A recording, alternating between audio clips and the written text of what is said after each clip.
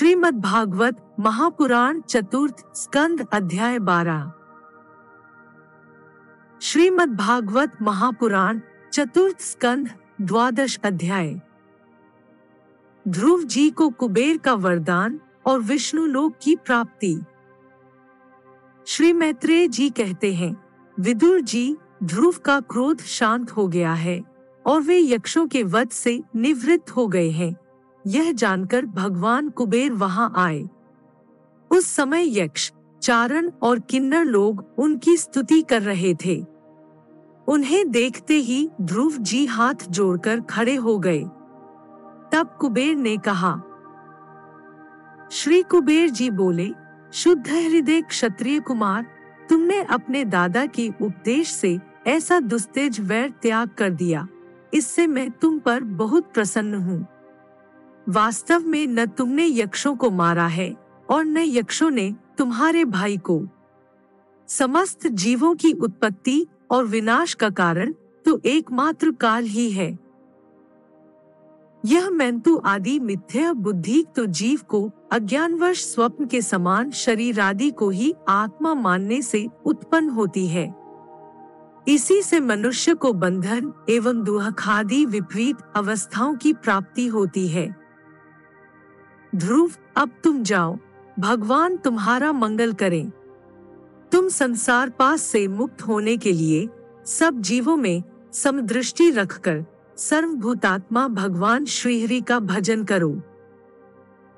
वे संसार पाश का छेदन करने वाले हैं तथा संसार की उत्पत्ति आदि के लिए अपनी त्रिगुणात्मिक माया शक्ति से युक्त होकर भी वास्तव में उससे रहित हैं। उनके चरण कमल ही सबके लिए भजन करने योग्य हैं। प्रियवर, हमने सुना है तुम सर्वदा भगवान कमलनाभ के चरण कमलों के समीप रहने वाले हो, इसलिए तुम अवश्य ही वर पाने योग्य हो। ध्रुव, तुम्हें जिस वर की इच्छा हो मुझसे नियह संकोच एवं निःशंक होकर मांग लो। श्री मैत्रेय जी कहते हैं, विदुर जी, यक्षराज कुबेर ने जब इस प्रकार वर मांगने के लिए आग्रह किया, तब महाभागवत महामती ध्रुव जी ने उनसे यही मांगा कि मुझे श्रीहरि की अखंड स्मृति बनी रहे, जिससे मनुष्य सहज ही दुस्तर संसार सागर को पार कर जाता है। इडविना के पुत्र कुबेर जी ने बड़े प्रसन्न मन से उन्हें भगवत स्मृति प्रदान की। फिर उनके देखते ही देखते वे अंतर्धान हो गए। इसके पश्चात ध्रुव जी भी अपनी राजधानी को लौट आए। वहां रहते हुए उन्होंने बड़ी बड़ी दक्षिणा वाले यज्ञों से भगवान यज्ञ पुरुष की आराधना की। भगवान ही द्रव्य, क्रिया और देवता संबंधी समस्त कर्म और उसके फल हैं, तथा वे ही कर्मफल के दाता भी हैं। सर्वोपाधि शून्य सर्वात्मा श्री अच्युत में प्रबल विद्युक्त भक्ति भाव रखते हुए ध्रुव जी अपने में और समस्त प्राणियों में सर्वव्यापक श्रीहरि को ही विराजमान देखने लगे। ध्रुव जी बड़े ही शील संपन्न, ब्राह्मण भक्त, दीन वत्सल और धर्म मर्यादा के रक्षक थे। उनकी प्रजा उन्हें साक्षात पिता के समान मानती थी। इस प्रकार तरह तरह के ऐश्वर्य भोग से, पुण्य का और भोगों के त्याग पूर्वक यज्ञादि कर्मों के अनुष्ठान से पाप का क्षय करते हुए उन्होंने 36,000 वर्ष तक पृथ्वी का शासन किया। जितेंद्रिय महात्मा ध्रुव ने इसी तरह अर्थ, धर्म और काम के संपादन में बहुत से वर्ष बिताकर अपने पुत्र उत्कल को राज सिंहासन सौंप दिया। इस संपूर्ण दृश्य प्रपंच को अविद्यार्चित स्वप्न और गंधर्वनगर के समान माया से अपने में ही कल्पित मानकर और यह समझकर कि शरीर, स्त्री, पुत्र, मित्र, सेना, भरा पूरा खजाना, जनाने महल, सुरमे विहार भूमि और समुद्र पर्यंत भूमंडल का राज्य, ये सभी काल के गाल में पड़े हुए हैं। वे बद्रिकाश्रम को चले गए। वहां उन्होंने पवित्र जल में स्नान कर इंद्रियों को विशुद्ध शांत किया। फिर स्थिर आसन से बैठकर प्राणायाम द्वारा वायु को वश में किया। तदनंतर मन के द्वारा इंद्रियों को बाह्य विषयों से हटाकर मन को भगवान के स्थूल विराट स्वरूप में स्थिर कर दिया। उसी विराट रूप का चिंतन करते करते अंत में ध्याता और ध्येय के भेद से शून्य निर्विकल्प समाधि में लीन हो गए और उस अवस्था में विराट रूप का भी परित्याग कर दिया। इस प्रकार भगवान श्रीहरि के प्रति निरंतर भक्तिभाव का प्रवाह चलते रहने से उनके नेत्रों में बार बार आनंदाश्रुओं की बाढ़ सी आ जाती थी। इससे उनका हृदय द्रवीभूत हो गया और शरीर में रोमांच हो आया। फिर देहाभिमान गलित हो जाने से उन्हें मैं ध्रुव हूँ इसकी स्मृति भी न रही। इसी समय ध्रुव जी ने आकाश से एक बड़ा ही सुंदर विमान उतरते देखा। वह अपने प्रकाश से दसों दिशाओं को आलोकित कर रहा था, मानो पूर्णिमा का चंद्र ही उदय हुआ हो। उसमें 2 श्रेष्ठ पार्षद गदाओं का सहारा लिए खड़े थे। उनके 4 भुजाएं थीं, सुंदर श्याम शरीर था, किशोर अवस्था थी और अरुण कमल के समान नेत्र थे। वे सुंदर वस्त्र, किरीट, हार, भुजबंद और अति मनोहर कुंडल धारण किए हुए थे। उन्हें पुण्यश्लोक श्रीहरि के सेवक जान ध्रुव जी हड़बड़ाहट में पूजा आदि का क्रम भूलकर सहसा खड़े हो गए और ये भगवान के पार्षदों में प्रधान हैं ऐसा समझकर उन्होंने श्री मधुसूदन के नामों का कीर्तन करते हुए उन्हें हाथ जोड़कर प्रणाम किया। ध्रुव जी का मन भगवान के चरणकमलों में तल्लीन हो गया और वे हाथ जोड़कर बड़ी नम्रता से सिर नीचा किए खड़े रह गए। तब श्रीहरि के प्रिय पार्षद सुनंद और नंद ने उनके पास जाकर मुस्कुराते हुए कहा। सुनंद और नंद कहने लगे, राजन, आपका कल्याण हो। आप सावधान होकर हमारी बात सुनिए। आपने 5 वर्ष की अवस्था में ही तपस्या करके सर्वेश्वर भगवान को प्रसन्न कर लिया था। हम उन्हीं निखिल जगन्नियंता सारंग पाणी भगवान विष्णु के सेवक हैं और आपको भगवान के धाम में ले जाने के लिए यहाँ आए हैं। आपने अपनी भक्ति के प्रभाव से विष्णुलोक का अधिकार प्राप्त किया है, जो औरों के लिए बड़ा दुर्लभ है। परम ज्ञानी सप्तर्षि भी वहां तक नहीं पहुंच सके। वे नीचे से केवल उसे देखते रहते हैं। सूर्य और चंद्रमा आदि ग्रह, नक्षत्र एवं तारागण भी उसकी प्रदक्षिणा किया करते हैं। चलिए, आप उसी विष्णु धाम में निवास कीजिए। प्रियवर, आज तक आपके पूर्वज तथा और कोई भी उस पद पर कभी नहीं पहुंच सके। भगवान विष्णु का वह परम धाम सारे संसार में वंदनीय है। आप वहां चलकर विराजमान हो। आयुष्मान, यह श्रेष्ठ विमान पुण्यश्लोक शिखामणि श्रीहरि ने आपके लिए ही भेजा है। आप इस पर चढ़ने योग्य हैं। श्री मैत्रेय जी कहते हैं, भगवान के प्रमुख पार्षदों के ये अमृतमय वचन सुनकर परम भागवत ध्रुव जी ने स्नान किया।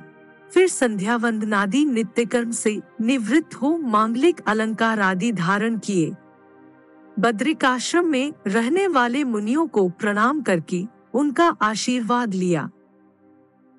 इसके बाद उस श्रेष्ठ विमान की पूजा और प्रदक्षिणा की और पार्षदों को प्रणाम कर सुवर्ण के समान कांतिमान दिव्य रूप धारण कर उस पर चढ़ने को तैयार हुए। इतने में ही ध्रुव जी ने देखा कि काल मूर्तिमान होकर उनके सामने खड़ा है। तब वे मृत्यु के सिर पर पैर रखकर उस समय अद्भुत विमान पर चढ़ गए। उस समय आकाश में दुंदुभी, मृदंग और ढोल आदि बाजे बजने लगे, श्रेष्ठ गंधर्व गान करने लगे और फूलों की वर्षा होने लगी। विमान पर बैठकर ध्रुव जी ज्यों ही भगवान के धाम को जाने के लिए तैयार हुए, त्यों ही उन्हें माता सुनीति का स्मरण हो आया। वे सोचने लगे, क्या मैं बेचारी माता को छोड़कर अकेला ही दुर्लभ वैकुंठ धाम को जाऊंगा? नंद और सुनंद ने ध्रुव के हृदय की बात जानकर उन्हें दिखलाया कि देवी सुनीति आगे आगे दूसरे विमान पर जा रही हैं। उन्होंने क्रमशः सूर्य आदि सभी ग्रह देखे। मार्ग में जहां तहां विमानों पर बैठे हुए देवता उनकी प्रशंसा करते हुए फूलों की वर्षा करते जाते थे। उस दिव्य विमान पर बैठकर ध्रुव जी त्रिलोकी को पार कर सप्तर्षि मंडल से भी ऊपर भगवान विष्णु के नित्य धाम में पहुँचे। इस प्रकार उन्होंने अविचल गति प्राप्त की। यह दिव्य धाम अपने ही प्रकाश से प्रकाशित है। इसी के प्रकाश से तीनों लोक प्रकाशित हैं। इसमें जीवों पर निर्दयता करने वाले पुरुष नहीं जा सकते। यहाँ तो उन्हीं की पहुँच होती है जो दिन रात प्राणियों के कल्याण के लिए शुभ कर्म ही करते रहते हैं। जो शांत, समदर्शी, शुद्ध और सब प्राणियों को प्रसन्न रखने वाले हैं तथा भगवत भक्तों को ही अपना एकमात्र सच्चा सुहृद मानते हैं, ऐसे लोग सुगमता से ही इस भगवत धाम को प्राप्त कर लेते हैं। इस प्रकार उत्तानपाद के पुत्र भगवत परायण श्री ध्रुव जी तीनों लोकों के ऊपर उसकी निर्मल चूड़ामणि के समान विराजमान हुए। कुरुनंदन, जिस प्रकार दाएं चलाने के समय खंभे के चारों ओर बैल घूमते हैं, उसी प्रकार यह गंभीर वेग वाला ज्योतिष चक्र उस अविनाशी लोक के आश्रय ही निरंतर घूमता रहता है। उसकी महिमा देखकर देवर्षि नारद ने प्रचेताओं की यज्ञशाला में वीणा बजाकर ये 3 श्लोक गाए थे। नारद जी ने कहा, इसमें संदेह नहीं, पतिप्राणा सुनीति के पुत्र ध्रुव ने तपस्या द्वारा अद्भुत शक्ति संचित करके जो गति पाई है, उसे भागवत धर्मों की आलोचना करके वेदवाणी मुनिगण भी नहीं पा सकते। फिर राजाओं की तो बात ही क्या है। अहो, वे 5 वर्ष की अवस्थाओं में ही सौतेली माता के वाग्बाणों से मर्माहत होकर दुखी हृदय से वन में चले गए और मेरे उपदेश के अनुसार आचरण करके ही उन अजेय प्रभु को जीत लिया, जो केवल अपने भक्तों के गुणों से ही वश में होते हैं। ध्रुव जी ने तो 5-6 वर्ष की अवस्था में कुछ दिनों की तपस्या से ही भगवान को प्रसन्न करके उनका परम पद प्राप्त कर लिया, किंतु उनके अधिकृत किए हुए इस पद को भूमंडल में कोई दूसरा क्षत्रिय क्या वर्षों तक तपस्या करके भी पा सकता है। श्री मैत्रेय जी कहते हैं, विदुर जी, तुमने मुझसे उदार कीर्ति ध्रुव जी के चरित्र के विषय में पूछा था, सो मैंने तुम्हें वह पूरा का पूरा सुना दिया। साधुजन इस चरित्र की बड़ी प्रशंसा करते हैं। यह धन, यश और आयु की वृद्धि करने वाला, परम पवित्र और अत्यंत मंगलमय है। इससे स्वर्ग और अविनाशी पद भी प्राप्त हो सकता है। यह देवत्व की प्राप्ति कराने वाला, बड़ा ही प्रशंसनीय और समस्त पापों का नाश करने वाला है। भगवत भक्त ध्रुव के इस पवित्र चरित्र को जो श्रद्धा पूर्वक बार बार सुनते हैं, उन्हें भगवान की भक्ति प्राप्त होती है, जिससे उनके सभी दुखों का नाश हो जाता है। इसे श्रवण करने वाले को शीलादि गुणों की प्राप्ति होती है। जो महत्व चाहते हैं, उन्हें महत्व की प्राप्ति कराने वाला स्थान मिलता है। जो तेज चाहते हैं, उन्हें तेज प्राप्त होता है और मनस्वियों का मान बढ़ता है। पवित्र कीर्ति ध्रुव जी के इस महान चरित्र का प्रातः और सायंकाल ब्रह्मांडादि द्विजातियों के समान में एकाग्रचित्त से कीर्तन करना चाहिए। भगवान के परम पवित्र चरणों की शरण में रहने वाला जो पुरुष इसे निष्काम भाव से पूर्णिमा, अमावस्या, द्वादशी, श्रवण नक्षत्र, तिथिक्षय, व्यतिपात, संक्रांति अथवा रविवार के दिन श्रद्धालु पुरुषों को सुनाता है, वह स्वयं अपने आत्मा में ही संतुष्ट रहने लगता है और सिद्ध हो जाता है। यह साक्षात भगवद विषयक अमृतमय ज्ञान है। जो लोग भगवन मार्ग के मर्म से अनभिज्ञ हैं, उन्हें जो कोई इसे प्रदान करता है, उस दीन वत्सल कृपालु पुरुष पर देवता अनुग्रह करते हैं। ध्रुव जी के कर्म सर्वत्र प्रसिद्ध और परम पवित्र हैं। वे अपनी बाल्यावस्था में ही माता के घर और खिलौनों का मोह छोड़कर श्री विष्णु भगवान की शरण में चले गए थे। कुरुनंदन, उनका यह पवित्र चरित्र मैंने तुम्हें सुना दिया।